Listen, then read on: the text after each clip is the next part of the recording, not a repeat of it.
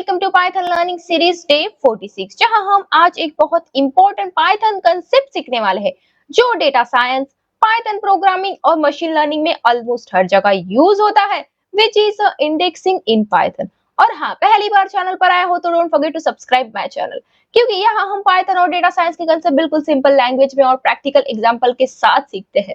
आज का topic beginners के लिए भी इम्पोर्टेंट है और डेटा एनालिसिस, डेटा साइंटिस्ट के लिए भी बहुत ज्यादा इंपॉर्टेंट है, क्योंकि जब भी हम डेटा सेट, लिस्ट, स्ट्रिंग या मैट्रिसेस के साथ काम करते हैं तो इंडेक्सिंग यूज होती ही होती है भाई। तो पहले तो हम देखते हैं व्हाट इज इंडेक्सिंग। मतलब इंडेक्सिंग मींस होता क्या है। Indexing means accessing individual elements from a sequence using their position or a something index number. Okay, indexing का मतलब होता है किसी सीक्वेंस या इंडिविजुअल एलिमेंट्स को उसके पोजीशन नंबर से सिंपल एक्सेस करना। अगर मैं सिंपल वर्ड्स में बताऊं भाई, तो अगर एक लिस्ट या स्ट्रिंग में मल्टीपल वैल्यू स्टोर है तो उन वैल्यूज को इंडेक्स नंबर की हेल्प से हम एक्सेस कर सकते हैं, एक्सेस किया जा सकता है। ठीक है, तो Python supports indexing from list, strings, tuples और एरेज। पाइथन में इंडेक्सिंग सपोर्ट करता है लिस्ट को, स्ट्रिंग्स को, टपल्स को और एरेज को। सबसे इंपॉर्टेंट रूल ये है कि indexing always start from zero. Python में इंडेक्सिंग हमेशा जीरो से स्टार्ट होती है। ठीक है, अगर मैं एग्जांपल लूं इसका, तो आप देख सकते हो यहाँ पर मैंने लिया है भाई ए, मतलब ए का इंडेक्स जो है वो 0 है, बी का इंडेक्स 1 है, सी का इंडेक्स 2 होने वाला है और डी का इंडेक्स 3 होने वाला है। मतलब अगर हमें सी एक्सेस करना है तो इंडेक्स 2 यूज करेंगे। ओके, तो ये हमारी सिंपल इंडेक्सिंग थी। इंडेक्सिंग इन लिस्ट, मतलब लिस्ट में, अब सिंपल लिस्ट एग्जांपल हम देखते हैं कि लिस्ट में इंडेक्सिंग किस तरह से करते हैं और किस तरह से होती है। यहाँ तक आए हो तो सब्सक्राइब कर दो यार, कितना इंपॉर्टेंट बता रही हो, अपने फ्रेंड्स के साथ शेयर भी कर दो वीडियो। ओके, तो यहाँ पर नंबर्स नाम की एक लिस्ट हमने क्रिएट कर दी। इस लिस्ट में हमने 4 वैल्यू स्टोर की है। लिस्ट का स्ट्रक्चर अगर मैं देखूं तो यहाँ पर हमने वैल्यूज रखी है 10, 20, 30 और 40। इसका इंडेक्स 10 का इंडेक्स होने वाला है हमारा 0, 20 का 1 होने वाला है, 30 का 2 होने वाला है और 40 का यहाँ पर 3 होने वाला है। ठीक है, और यहाँ पर बोला है भाई प्रिंट नंबर 0, मतलब यहाँ नंबर 0 का मतलब लिस्ट का इंडेक्स 0 वाला एलिमेंट होने वाला है। इंडेक्स 0 पर वैल्यू है हमारी 10, तो हमें आउटपुट यहाँ पर सिंपल 10 मिल जाएगा, है ना, सिंपल। ओके, तो यहाँ पर इंडेक्सिंग के हेल्प से हमने लिस्ट के एलिमेंट्स को एक्सेस कर लिया। एक्सेस अनदर एलिमेंट, भाई हमें एक्सेस करना है कि प्रिंट नंबर 0, मतलब हमें यहाँ पर सिंपल पूछा है कि हम इंडेक्स 2 पर जो भी मतलब हमारा नंबर है वो हमें एक्सेस करना है। तो यहाँ पर अगर मैं देखूं तो ये 0 पे, ये 1 पे और ये 2 पे, मतलब यहाँ पर सिंपल हमारा आउटपुट होने वाला है 30। अगर मैं इसको रन करती हूँ तो आप देख सकते हो। ठीक है, तो ये हमारी हो गई भाई इंडेक्सिंग। तो अब जाते हैं हम निगेटिव इंडेक्सिंग की तरफ। ध्यान दीजिए, ध्यान देकर पढ़िएगा, बहुत इंपॉर्टेंट है ये negative indexing. Python always support negative indexing from the end. Python एक और पावरफुल फीचर प्रोवाइड करता है जो कि है हमारा निगेटिव इंडेक्सिंग।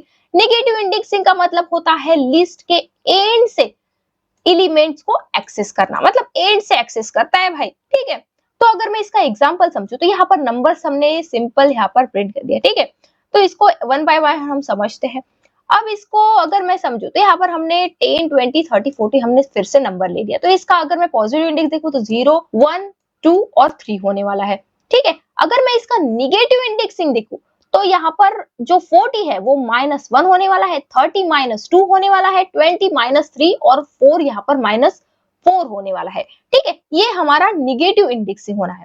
ठीक है, तो जो लास्ट एलिमेंट ये है, सेकंड लास्ट ये है और थर्ड लास्ट ये है। हमें यहाँ पर पूछा है नंबर प्रिंट कर दो भाई -1, मतलब हमें यहाँ पर -1 पे जो एलिमेंट है वो हमें एक्सेस करके दे दो। तो अगर मैं इसको रन करती हूँ तो हमारा आउटपुट आ गया यहाँ पर 40। आप देख सकते हो 40 आ गया क्योंकि -1 पे हमारा 40 नंबर था। ठीक है, तो ऑलवेज लास्ट एलिमेंट होता है -1 मतलब। ठीक है, तो ये हमारी होगी भाई negative indexing. Indexing in string, string में किस तरह से इंडेक्सिंग होती है ये भी समझते हैं। हमने यहाँ पर एक टेक्स्ट लिया है भाई which is a Python. Indexing सिर्फ लिस्ट में ही, स्ट्रिंग में भी यूज होती है, स्ट्रिंग में भी हम इसको यूज कर सकते हैं।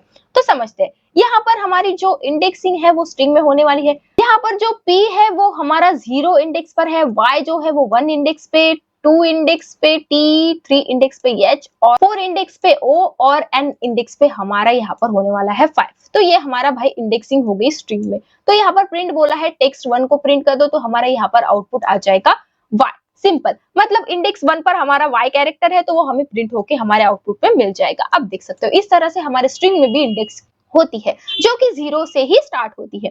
ठीक है, अब एक रियल डेटा सेट एग्जांपल हम देखते हैं। यहाँ पर हमने एक सेल्स नाम का एक वेरिएबल करके हमने उसमें लिस्ट बना दिए है। ठीक है, तो अब यहाँ पर हमें पूछा है कि डे 1, यहाँ पर हमारा जो ये सेल्स है डे 1 का है, ये सेल्स डे 2 का, डे 3 का और ये 4 का। सिंपल, ये हम एग्जांपल ले लेते हैं। तो यहाँ पर हमें सिंपल पूछा है print day first day sales, मतलब सेल्स 0।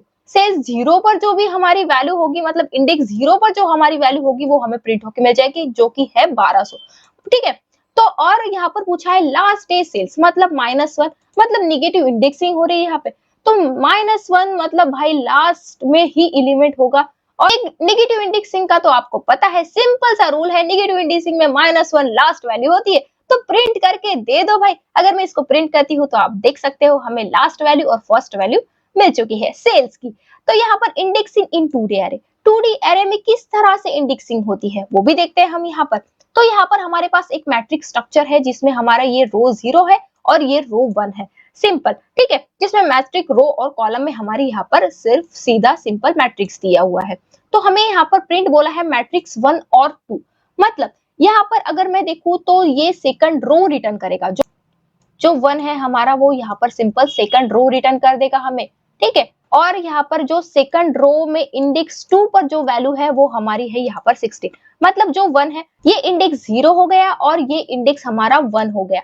तो यहाँ पर पूछा है इंडेक्स 1 का सेकंड इंडेक्स पे जो वैल्यू है वो हमें दे दो, मतलब ये हो गया भाई इंडेक्स 1 और यहाँ पर भी 0, 1 और सेकंड, मतलब हमारी यहाँ पर सिंपल 60 रिटर्न होके हमारे आउटपुट में मिल जाएगा हमें, अगर मैं इसको रन करती हूँ तो। इस तरह से हमारी 2D एरे में भी इंडेक्सिंग हो सकती है। ठीक है, तो यहाँ पर आपके लिए एक क्वेश्चन है, what will be the output. इसका आउटपुट मुझे आप जरूर कमेंट में बताइए, मैं जरूर लाइक करूंगी। ठीक है, आज हमने सीखा इंडेक्सिंग क्या होता है। पाइथन में इंडेक्सिंग 0 से स्टार्ट होती है, ध्यान दीजिएगा। ठीक है, लिस्ट इंडेक्सिंग देखा, स्ट्रिंग इंडेक्सिंग देखा, नेगेटिव इंडेक्सिंग देखा, 2D एरे इंडेक्सिंग भी देखा। ये कंसेप्ट पाइथन प्रोग्रामिंग में, डेटा एनालिसिस और मशीन लर्निंग में बहुत ज्यादा डेली यूज होता है।